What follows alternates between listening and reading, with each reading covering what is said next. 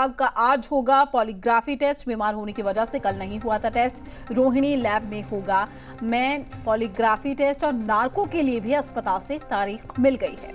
तो आफ्ताब का आज पॉलीग्राफी टेस्ट हो सकता है। ये पॉलीग्राफी टेस्ट रोहिणी लैब में होगा। खबर ये भी है कि पॉलीग्राफी टेस्ट के बाद आफ्ताब का नार्को टेस्ट भी होगा और उसके लिए अस्पताल से तारीख भी मिल गई है। आपको ये भी जानकारी दे दें कि कल आफ्ताब का पॉलीग्राफी टेस्ट होना था। दिल्ली पुलिस उसे रोहिणी लैब लेकर भी पहुंची थी और आफ्ताब मीडिया के कैमरे में कैद भी हुआ था, लेकिन कल उसे फीवर था, इसलिए उसका पॉलीग्राफी टेस्ट नहीं कराया गया। ऐसे में आज उम्मीद है कि आफ्ताब का पॉलीग्राफी टेस्ट हो सकता है। तो ये 4 तस्वीरें आपकी टीवी स्क्रीन पर है, आप देख सकते हैं। आज उम्मीद है कि आज आफ्ताब का पॉलीग्राफी टेस्ट हो सकता है, चूंकि कल फीवर होने की वजह से टेस्ट को टाल दिया गया था। इसके अलावा एक और अपडेट इसमें यह है कि श्रद्धा की पुरानी शिकायत, जो पुरानी चिट्ठी है, वो अब पुलिस के हाथ। ये अपने खेत में 2000 मछलियां पाल के हर 6 महीने में 3 लाख तक कमा रहे हैं। आपको भी ये करना है, इनसे सीखना है तो फ्रीडम ऐप को अभी डाउनलोड कीजिए। लगी है और इस दौरान तमाम ऐसे नए खुलासे हैं जो सामने आए हैं। आफ्ताब का कहना है कि हत्या करने के बाद मैं हंस रहा था और सोच रहा था कि जो आफत है वो टल गई।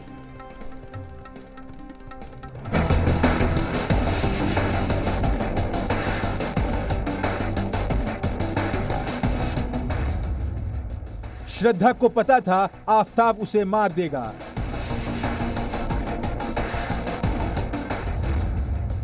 इश्क वाली आरी से श्रद्धा को काटा। श्रद्धा को मारकर बोला था टल गई बला। श्रद्धा के हत्यारे आफ्ताब को लेकर हर दिन चौंकाने वाले खुलासे हो रहे हैं। पॉलीग्राफी टेस्ट और नार्को से और भी बड़े खुलासे होने की उम्मीद है। बुधवार को मेडिकली फिट नहीं होने की वजह से शातिर का पॉलीग्राफी टेस्ट पूरा नहीं हो सका। मंगलवार को पॉलीग्राफी का फ्री टेस्ट हुआ था। पुलिस आज आफ्ताब का मेन पॉलीग्राफी करवा सकती है। दूसरी तरफ अंबेडकर नगर हॉस्पिटल ने नार्को के लिए भी आज की डेट दे रखी है। हालांकि पॉलीग्राफी के बाद ही नार्को की प्रक्रिया शुरू होगी। पॉलीग्राफी टेस्ट रोहिणी की फॉरेंसिक साइंस लैब में होना है।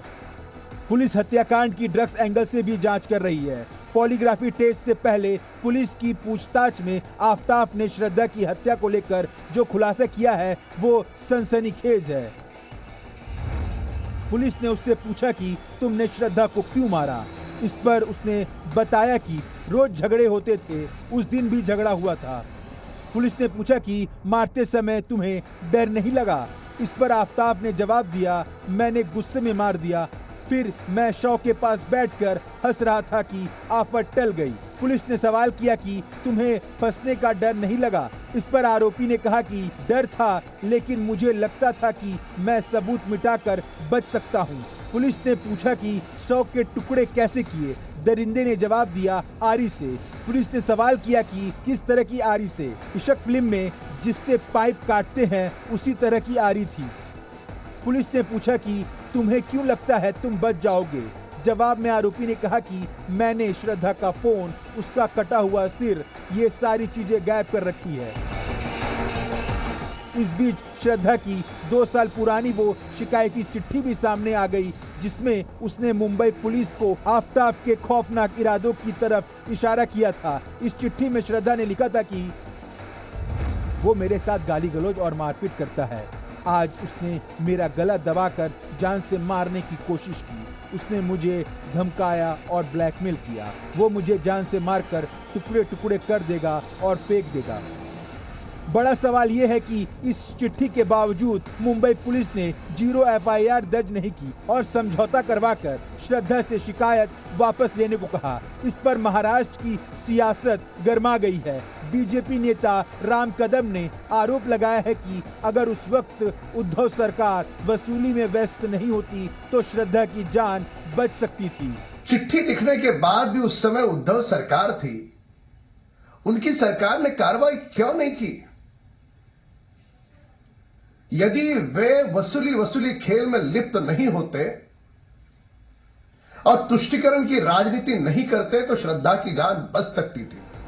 महाराष्ट्र के डिप्टी सीएम देवेंद्र फडणवीस ने भी कहा कि श्रद्धा की उस चिट्ठी को लेकर जांच होनी चाहिए, आखिर उस पर कार्रवाई क्यों नहीं की गई। उधर महाराष्ट्र पुलिस अब अपनी गर्दन बचाने में जुटी है। इस मामले में जो भी जरूरी कार्रवाई करनी थी वो कार्रवाई पुलिस की तरफ से की गई है। जो अर्जी दी गई थी, अर्जी के ऊपर में जांच हुई है।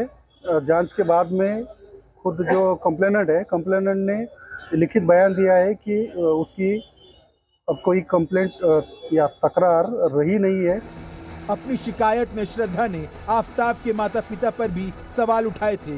उसने चिट्ठी में लिखा कि आफताब के परिवार वाले भी जानते थे कि वो मुझे मारता पीटता है और उसने मेरी हत्या करने की भी कोशिश की है। उसकी फैमिली जानती है कि हम दोनों साथ रहते हैं और वीकेंड पर भी वो लोग मिलने भी आते हैं।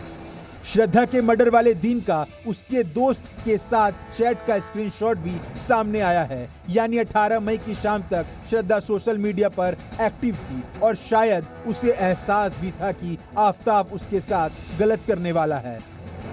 उसने इंस्टा पर दोस्त को शाम 4:34 पर मैसेज भेजा, यार मुझे कुछ खबर मिली है, मैं किसी चीज को लेकर बहुत बिजी हो गई। दोस्त ने शाम 6:29 पर जवाब दिया, क्या खबर है, लेकिन तब श्रद्धा जवाब देने के लिए जिंदा नहीं थी। श्रद्धा से बात नहीं होने पर दोस्त ने 15 मई को आफताब से इंस्टा पर संपर्क करने की कोशिश की और लिखा कि भाई क्या हाल है, कहाँ गए थे, तुमसे बात करनी है, श्रद्धा से कहो कि मुझे फोन करे। लेकिन आफताब ने उसे कोई जवाब नहीं दिया और ना ही उसका फोन उठाया। श्रद्धा का कोई जवाब नहीं मिलने पर परेशान दोस्त ने 24 सितंबर को ही इंस्टा पर उसे मैसेज किया कि तुम कहाँ हो, क्या तुम ठीक हो। लेकिन श्रद्धा जवाब कैसे देती, तब तक तो उसकी लाश के टुकड़े भी राक्षस ने जंगल में बिखेर दिए थे। नवंबर 2020 में जब श्रद्धा ने पालघर के तुलिज थाने में आफताब के खिलाफ शिकायत की थी, तब अगर पुलिस ने मामले को निपटाने की बजाय श्रद्धा की सही मदद की होती तो आज उसके टुकड़े टुकड़े नहीं हुए होते। हैवान का इरादा 2020 से ही श्रद्धा के टुकड़े टुकड़े करना था। फिलहाल दरिंदा दिल्ली पुलिस की गिरफ्त में है। उम्मीद है कि पॉलीग्राफी और नार्को टेस्ट में आफताब की हैवानियत और 35 टुकड़ों वाली साजिश का पूरा सच बेपर्दा होगा। ब्यूरो रिपोर्ट, जी मीडिया। ये अपने खेत में 2000 मछलियां पाल के हर 6 महीने में 3 लाख तक कमा रहे हैं। आपको भी ये करना है, इनसे सीखना है तो फ्रीडम ऐप को अभी डाउनलोड कीजिए।